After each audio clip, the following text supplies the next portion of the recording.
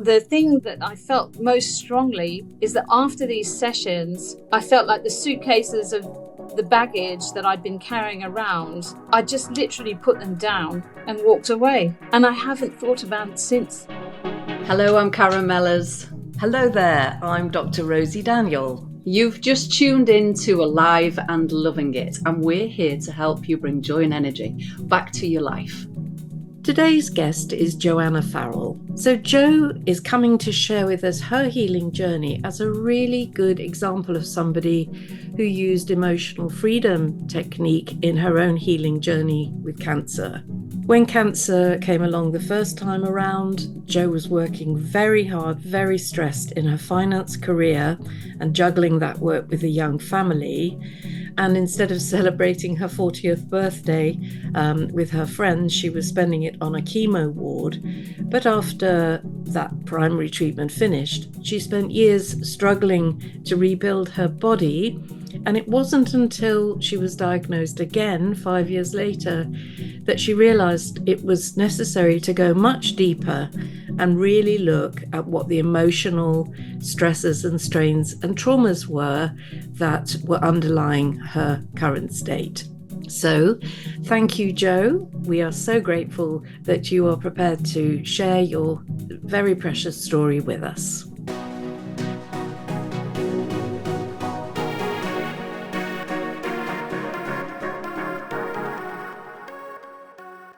Hello again, and welcome to this week's episode of Alive and Loving It. It's one of our special episodes again, where we get to hear a true life story. We are continuing our deep dive into the health creation principle, emotions. Why do we have them? Why do we need them? And we can't wait to introduce to you our beautiful guest, Joanna. So I will hand over to Rosy, who will kick us off. Wonderful. Thank you, Karen. And welcome, Jo. How absolutely wonderful to see you, and how very kind of you to join us to share your story with us. We really appreciate this because it's quite a big thing to revisit the time of difficult moments and challenges. But it's just fantastic that you're prepared to do this. So we met right back in November last year, 2024. When you'd had a recurrence of breast cancer, which was first diagnosed in 2016. And at that time, you had some difficult treatment decisions to make. And back along, this was against a background of chronic fatigue and depression when you'd first been diagnosed. So you were really needing support to think about what was right for you at the time. And I can remember just sensing that there was a lot of emotional distress for you at that time, and that we really needed for your healing to get focused on the emotional side of things.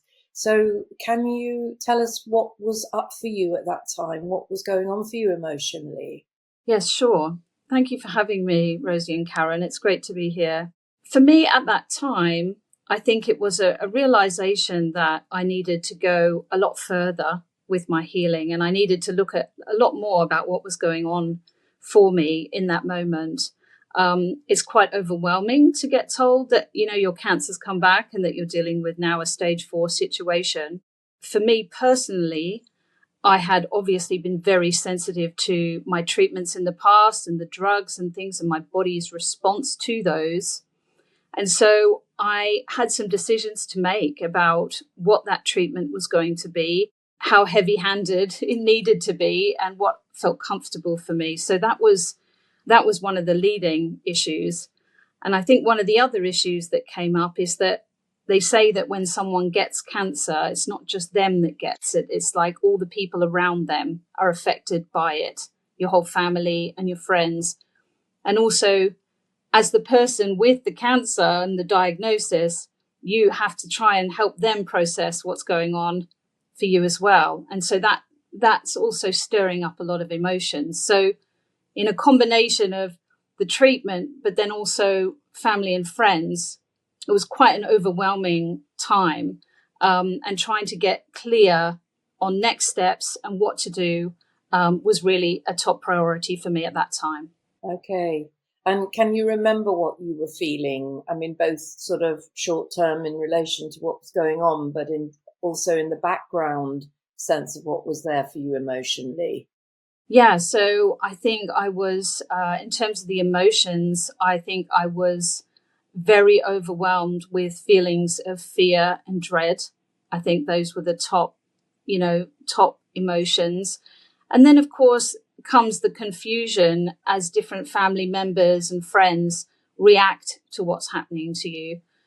Because really, all that, and I'm sure many people can relate to this, is that when you're going through this type of situation, really the feeling you want to have is just love and support. Mm. But it's a lot more complicated than that, because you're now in a situation that, your cancer has been deemed as treatable and not curable. And so you're having to try and process that. So there's a lot of existential thoughts about the future. Yeah, it's a lot. And I think really when I probably met with you, Rosy, I think I was feeling quite panicked. Because the pressure is on, and the doctors are sort of saying, look, this is the treatment we've got for you. What do you think? Let's go. And you're sort of just wanting to take a moment to process all of that. And it just feels like there is no time. So wise. I mean, that taking a moment, taking a breath, because so many people have said to me that it feels like they're on an express train from the minute the diagnosis happens, because people are trying to be kind and helpful and, move it all along. But it can feel like you're not in a position to make informed consent to anything, because you're still in a state of shock and fear. So, and I think a lot of people go into treatments ungrounded and spinning, actually. But I remember you telling me that there was a background feeling of heaviness and darkness, that there were other things that were sitting on your heart. Yes, and I think I was sort of realizing. I mean, as a cancer patient, I've tried over the years lots of things to help myself, and I think through all those different things, I had increased my awareness, I would say, overall, of some of the issues that resided with respect to my family growing up, and things that were weighing on me, that were kind of making it hard for me to move forward, that were preoccupying my thoughts. And those sorts of things, I think that's it. You haven't processed an emotion when when you remember the moment and it keeps coming up. And I felt very much like I was in that situation, specifically with respect to a few family issues and things like that, where I wanted to, try and find a way of clearing these emotions so that I didn't just have to keep going over them.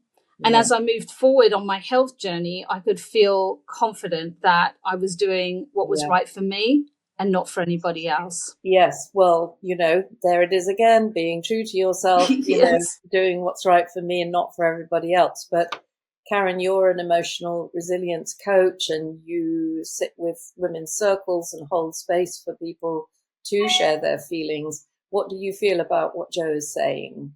Well, the first thing that's striking me, Jo, is how, you said it, awareness, how you are aware of your own emotions, but you're also picking up on emotions of people around you as well. And maybe in the beginning, when you got the diagnosis, that was a little bit difficult to distinguish between the two. It was like, I'm feeling like there was one big emotional swirl of the environment that you were in. I mean, and I know how much work it is to unpick that. What is my stuff? What is their stuff? And I'm just feeling you. I've got this sense of you sitting on the balcony and surveying it all and having all this beautiful awareness of the soup of emotions that are going on. And that's the first step, isn't it? Because a lot of us can go around just living in the emotion, just being in that, like emotion defines us, but it's not who we are. Emotion is a reaction to a situation. So I just want to cheer you, Jo, for that right from the beginning, having that awareness, that level of awareness. I mean, it's amazing, love. It'll have started you off on your journey. Yeah, wonderful. I can remember you saying to me, if I feel this stressed and anxious and sad, how can my immune system possibly heal me? And that's the truth. As far as I'm concerned, I think primarily I see myself as a mind-body doctor, and that this part of the work, that we do is so, so crucial to this question of living and surviving this illness. But when you went for emotional freedom technique, so I referred you to Rowena Beaumont for emotional freedom technique. What was that experience like, and where did you start, Jo? Yeah, I think that was a very, very worthwhile experience, because I remember, Rosie, you even saying to me that the awareness is the first step, but now what do you do with that? You need to move further through, and I guess that was exactly what I needed, was to take that next step. And emotional freedom technique, I mean, I had some exposure to it before, so I wasn't coming in cold. I think I had done a workshop once before with one of the cancer charities. They ran a workshop, but I knew that I had found it a useful tool. But when I met Rowena, she said something really interesting to me, because having had a bit of training on it, I was always a bit curious as to why I never turned to it when I felt emotional baggage or something I wanted to process.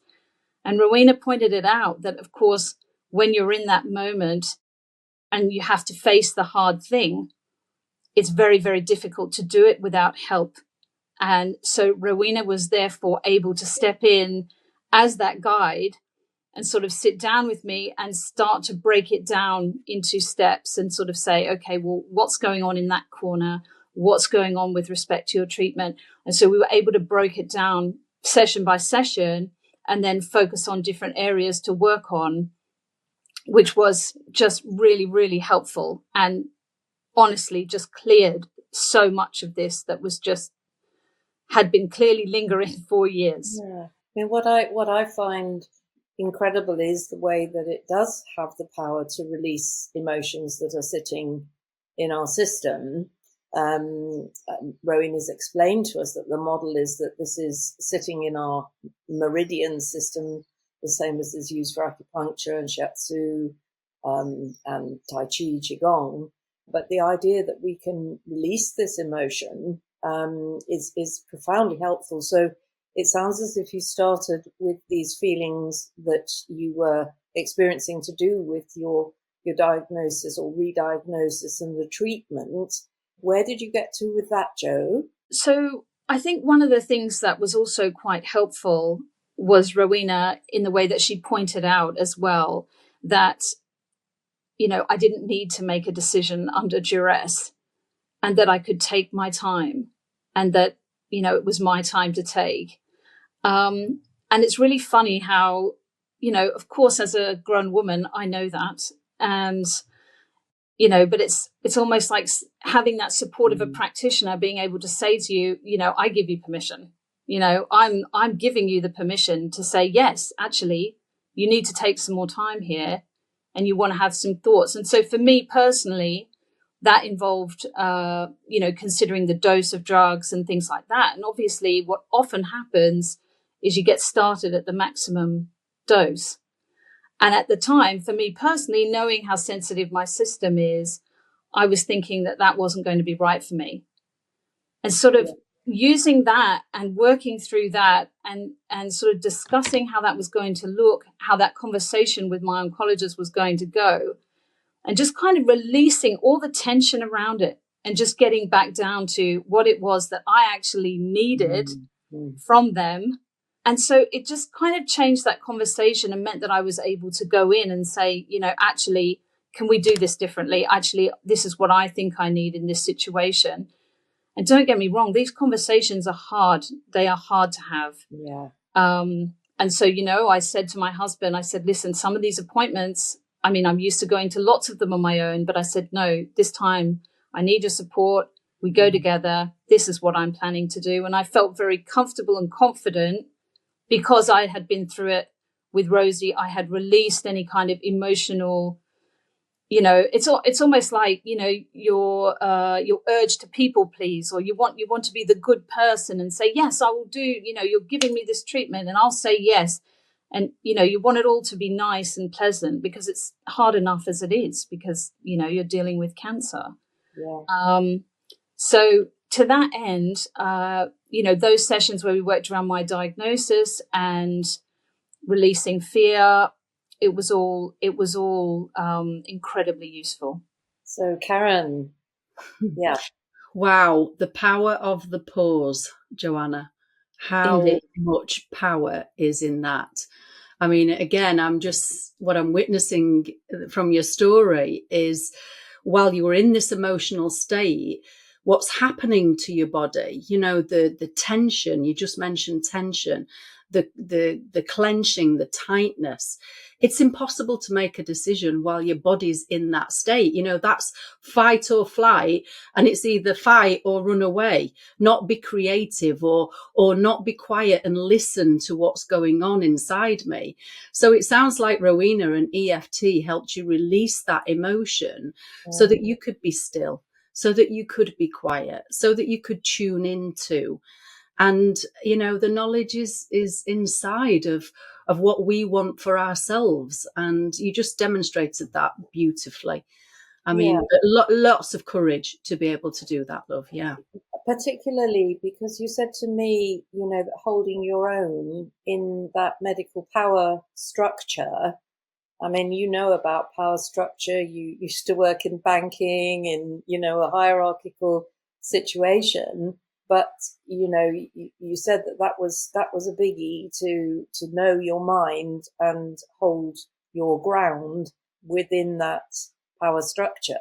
Yes, and I think the conversations with you, Rosie, before I met with Rowena had helped inform that, because I think, you also, when in our conversation, we're talking about that and saying that, it's about what's on the table, what you're being offered, and these are the possibilities. And at the end of the day, it's your body. Nobody cares about your life more than you. And I think as well, that was something that Rowena was really able to tap into and help me tap into, is that it's my life. These are my choices, and I have to be happy with the direction that I take. And you said to me, I need to make peace with these feelings, but I don't think medics quite often realize how scary they are, and how that voice of authority and that assumption you will be having treatment XYZ, as opposed to what we'd like to offer you is treatment XYZ. It comes across as a sort of embedded command, or not, just straightforward, direction. But you clearly got yourself to an authentic place with all of that with what you knew was right for you.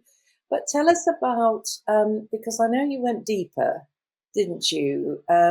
So tell us about the work you did on this deeper emotional healing with your family, your mum, your dad.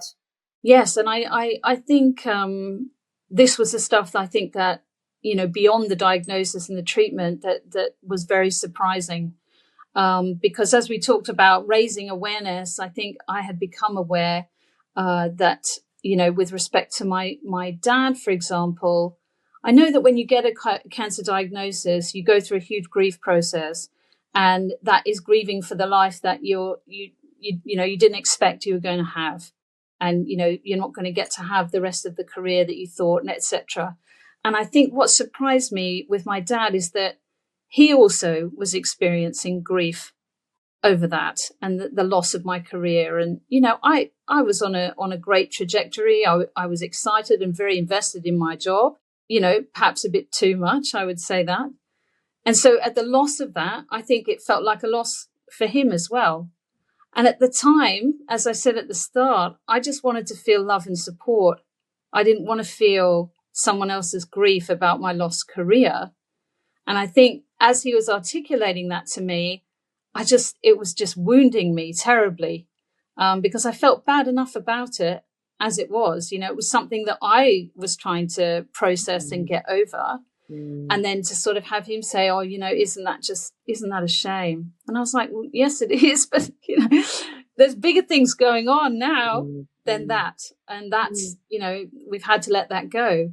So that was something that was quite painful. And I'm very close to my dad and both my parents. And I think, yeah, that was really, really sad. And so, I confided this to Rowena and I just said, this is something that just keeps coming up for me all the time. And, if I see a friend from work or something like that, something comes up, then these feelings are coming up again. And so we spent some time on that and going around, and it's a similar process that we did for my mum as well, but going over that issue. And as you said, Karen, identifying that wasn't mine. And I think the thing that I felt most strongly is that after these sessions, I felt like the suitcases of the baggage that I'd been carrying around, I just literally put them down and walked away. And I haven't thought about it since. That's amazing. And I can't even believe it. And for my mum, I think that it was a similar sort of family issue. I have 2 daughters. I'm doing the best I can as their mum. It's really challenging because I'm dealing with the diagnosis and treatments and tiredness and all the symptoms and side effects of that, whilst at the same time trying to help them through life, and teach them what I need to. And I think as a child, my mum used to joke, and sort of say, oh, you're going to one day have a daughter that's just like you. And she used to say it a lot. And it may have been a joke to her, but it wasn't to me. And so sometimes in those hard moments with my daughters, I would be hearing her voice in my head saying, you're going to have difficult kids just like you, and your children are going to give you challenges just like I had with you. And these sorts of things, like they're just so little, but they just become so big. They're just still there. So, decades later. And again, same process with Rosie. It was just about, and I was going out. I'm Australian, and we were going out to see my parents in Australia. We spent a lot of time preparing for that trip and just thinking about how I was going to go there and not on board what wasn't mine. And I was going out there to have fun, connect with my family, experience the love and support that I wanted to, and not have any of these residual emotional feelings coming up. And it was just remarkable. I couldn't believe it. I literally haven't thought about either of these things, these issues, since the sessions with Rowena. Amazing. And it's helped me be a lot more present. I'm finding myself more present in my own life and less thinking about things in the past, or I should have done this or whatever. It's been much easier to move forward since clearing all of this stuff. It's genuinely, I would recommend it. I'm like, oh, this is so rich. There's so many things that you've said there. It's so, so rich. I mean, first of all, I just want to thank you for naming these issues. I can tell how much processing has gone on because of the clarity that you've got in naming this dynamic between your mum and your father and you. And isn't it all love? Even though these woundings happen, what I'm feeling is that you had the strength to name it. You went into healing yourself. That has then healed the family dynamics, and it's all love anyway. So this reconnection happened with your family, with your mum and your dad, and then that old pattern cleared out of the way to reconnect in pure love, and which has then helped you in your healing of cancer. I mean, it's gold, Joanna. Thank you so much for sharing that, love. Thank you. My pleasure. Yes. And Jo, I remember you saying to me, and this was another thing that made me think, get thee to Rowena, was you talked about Australian generational wounding that you felt was part of your family, the energy, what was going on. Can you tell us a bit about that? Yes, I think I guess this is part of this awareness, is when you start to look back through the different layers of your family, you can see that things have happened to your parents or then your grandparents. And these things are kind of coming down the chain, and they might start, so many generations ago, and they're just literally getting passed on and passed down. And I feel like some of that, was in my family. Like, I think for sure, my grandmother grew up without a mother. Her mother died in childbirth. And so, these sort of stresses and tensions of that then passed to my mother, and then that then passes on. And it just, that kind of like trend and dynamic, I hadn't even really delved into or really thought about. But it's that sort of thing that going through this process, it all kind of reveals itself, and it makes a lot more sense. And say my father immigrated to Australia when he was a teenager, and he thought he was going to Australia on holiday, and his parents never told him that they were staying, and that was it. And you just think how you are at a teenager. You're just at a very fragile point in your life where you're with your friends, and your friends become really important to you. And so these kinds of things, like, you start to see that they've gone through their own woundings. And like you said, like, there's love all around it. But, we all make mistakes. Nobody's perfect. And I think, like you said, this idea, Karen, about getting still and being able to sort of see those things and understand those things and process those things is really crucial, I think, because, on this journey, cancer and all of the health stuff, it's a lot. And you just want to be living the best life that you can for as long as you can, and you want that to be, and with healing front and center, that wants to be the priority. So the more that you're swimming in that soup of, the past, if you like. And I think that was something Rowena was great at. She was kind of saying, let's start anchoring ourselves in the possibilities for the future. And, that's been a really great thing to do, a very motivating thing. And, just allowing myself to think like that as well. Just saying, okay, well, this can be a long story. Exactly. And I do think, Rowena and I presented in a conference a little while ago for the International EFT Society. And we pulled out a bunch of files of people we'd worked on together, and thinking, oh, she's still alive. Oh, he's still alive. Oh, I mean, it was incredible, actually. I mean, I know this is very important, but doing this part of the work, a lot of people get very, very, very focused on food and supplements and, the physical fitness, which is all important and great. But I think this question of the state of our mind, of our emotional body and our soul, and in the Japanese Jo-Rei model, they talk about clouds on the soul, that these experiences that happen leave us in shadow, leave us partially eclipsed from our own soul energy. And I just particularly love the way that you feel a bit like Carly with your kind of, your knives kind of going forward, calming those emotions about your decision and making an authentic decision and dealing with these family patterns, because it takes a lot of consciousness to name and, notice and actually be prepared to release a family pattern like that. Because I do think, like a tug of war, if we put down our end of the rope, then it has, the other person actually falls over, but it's not a very good metaphor. But the idea is it takes two to tango, and if we do our emotional work, release, forgive, understand, clarify, it can. And I'm very struck by the way that you said that, sort of having done this work, when you got to Australia to visit, it felt clear.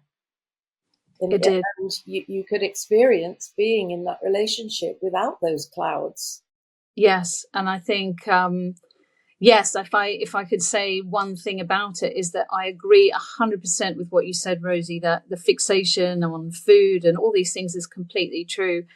But I think your ability to navigate it is increased significantly by doing this work. And if I could wish for one thing for anyone listening, is that it's not to hesitate and do not delay starting to dig yourself out of that emotional hole. You know, that diagnoses like this can take you to a very dark place, exactly like you said with the clouds. You can stay there, you can wallow in it. And for sure, I did for years before I got re-diagnosed, and it was only becoming stage 4 that I was in that situation where I was like, I need to wake up. Well, don't delay, don't wait for it to get to that stage. Do it now. Take the time to find out what's going on and get someone, like Rowena, to help you navigate it and find out what the issues actually are. Amazing. Karen. Well, what I can see now, Joanna, and if people are listening on the podcast, go over to YouTube and watch Joanna, because what I'm witnessing is so much light. So much light. You mentioned the darkness, the dark place it's taking you to, but I can see light shining out of you now, Joanna, and it's just such a beautiful thing to witness. And because of that, you're shining light on these patterns with your family. You're able to see the difference between what's your stuff, what's somebody else's, and it's very, very healing. I mean, I think as well as these generational patterns, there's maybe gender patterns as well that are being healed right now. We can see that in all the different movements that are going on. There's racial patterns that are being healed. Everything's coming into the light where it's being named, and we can see it, and therefore we can feel what needs to be felt around that and let it go. Thank you, darling. And the other thing, the reason I work with Rowena is, as well as helping to release the difficult, dark, troubled, conflicted energy, she also is a healer, and it just appeals to me that she could flow in the love light, into the place that troubled mess has been, that she can flow in that healing energy. So did that happen with you? Did she? Yes, and in fact, I think she did, use the light as we did. So we would finish each of our sessions with a healing, and it was incredibly relaxing. I think one of the things that I felt is that, your central nervous system, I think you touched on it, Karen, you get the fight or flight, you're getting this very activated state when you talk about some of these things, or when you're feeling the recurrence of the emotion. And I think, through the healings, Rowena was really able to bring my central nervous system right back down to a very, very calm state. Not quite like falling asleep, but sort of somewhere in between being awake and being asleep. And just, allowing her sort of words to wash over me. And you could just feel the energy coming through. And we did it all on Zoom. It was a great experience. I'm just very, very grateful to her. And I think, what's amazing is that, having worked with her now, and, I can also feel like there's a few other things she said, anytime I need to go back and I can contact her and go back. And if there's things I feel I need help to work on, I can go back to her for that. So having the healings in there was just honestly a bonus. And I feel like, given I have that tendency to get really activated, it was just, a great way to finish each session was to come back down to a very calm state. I think that with emotional work, there is always a possibility of being re-traumatized, with some counselling and some group work. I'm a great fan, by the way, so don't get me wrong. But I do think that this idea of releasing, of having our wounds witnessed really well once and then letting it go, and in the place of that, flowing in this beautiful, strong, clear, bright light is a great way forward. Yeah. So if you had a message, sweetheart, to anybody listening who's perhaps going through a difficult diagnosis or a period of self-doubt on any front, what would you say? Well, I would tell them to get in touch with you two for a start. I think honestly, it really. I mean, I also saw an interview, I think, with Dr. Naisha Winters, and she was talking about she does a terrain 10. You know, everybody's got a different take on it, and she spoke about just how important. If she had her way, people would start with the emotions first, but it takes time because that learning curve that you go on with a diagnosis or even just any kind of tough time, you're struggling. You're trying to find your way out. It's just you're not alone, and reach out for support. Try and find it, and keep turning over the stones until you find the thing. Because I've done a lot of different things, and I had never found a way of clearing some of this stuff. It was still there. I still had it in my awareness. I was fully aware of what it was, but I couldn't put it down. And so for me, I think EFT was an absolute godsend for this. It really just helped me put those bags down. And that is my most amazing thing, is that I just can't believe I don't think about it anymore. It's just gone. So yes, I'm a big fan. I'm annoyed at myself for doing that workshop and then never, I think I Googled a practitioner and that's about as far as I got. But thank you, Rosy, for connecting me with Rowena, because she's just a master at the art. Brilliant. And, I think how I've heard you sum it up in the past is you've got to go deeper. That actually that there is that the ability to heal is within ourselves, and our body has got those mechanisms to heal and prevent cancer. We just have to free them up. So maybe Karen, you have a last word? Well, this episode has been so rich. I mean, we could talk for another 2 hours on the subject, I think. But what I'm feeling is that somebody once described it to me that to be our whole person, we need to experience the whole range of emotion. Unfortunately, we can't shut off the bad emotions or what we label as bad emotions and just feel joy all the time. It's not authentic. And that when we allow ourselves to, in this wonderful life that we've been given, feel the whole range of emotions, there is a settling in our system. There's a settling in our soul that happens. And I love the fact, these quotes where without the darkness, you can't see the light.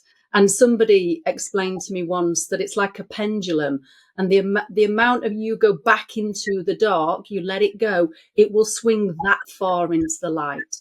So, I can sense your joy, your love for life, the fact that you're here and you're talking to us and, and you're sharing your story. I really feel that. So I know you're passing that on, Joanna, now. I can feel the ripple effects going out. Thank you. I just feel, that there is a sort of phenomenon called woundology. I heard that first from Ramdas saying, that we can get a bit stuck in our wound, we can get a bit invested in our wound, going over and over our pain. So, but being prepared to let it go and release it, I think I'm most struck by the fact that you're free of this weight. And that you've got the resource, should feelings, clouds gather, you have a resource to free it up. So, Jo, thank you. A million thanks from us for being our guest and for sharing the importance of this work. And just shine on, you crazy diamond. Well, that's right. I think I've noticed just like continuing changes in myself. I'm calmer, happier. It continues to pay dividends, and I'm just so grateful to you, Rosy, as well. So thank you so much as well, and thank you for having me on. I hope my story will inspire somebody to reach out and give this a try. Thank you. Thank you so much, Joanna. Thank you, love. Thank you so much for joining us on this episode of Alive and Loving It. We really hope that today's conversation has sparked your passion and shown you ways to open up into the vibrant life that's possible for you. Absolutely, Rosie. I mean, we have to remember transformation begins with love, and that's self-love, love for others, and love for our beautiful planet. When you embrace love and you just allow yourself to receive as much as you give, you unlock the fullest potential of your life. That is the truth, and we're here to support you every step of the way on your journey. So if you enjoyed what you heard today, please join our community, check out our trainings and our services and the events where we can all go deeper together. And do please send us your feedback. We want to hear your ideas for the podcast, who you'd like to see us interview, the questions you want to ask, and get answered through the contact page on our website, aliveandlovingit.org. I can't wait to read them. And when you're there, be sure to sign up for our newsletter and updates. And what about following us on Instagram as well?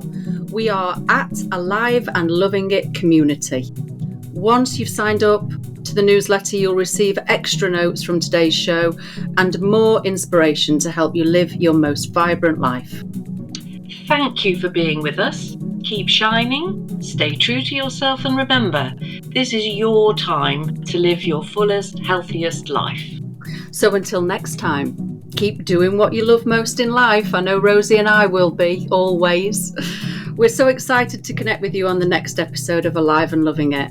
And we welcome you with open hearts to our Alive and Loving It community.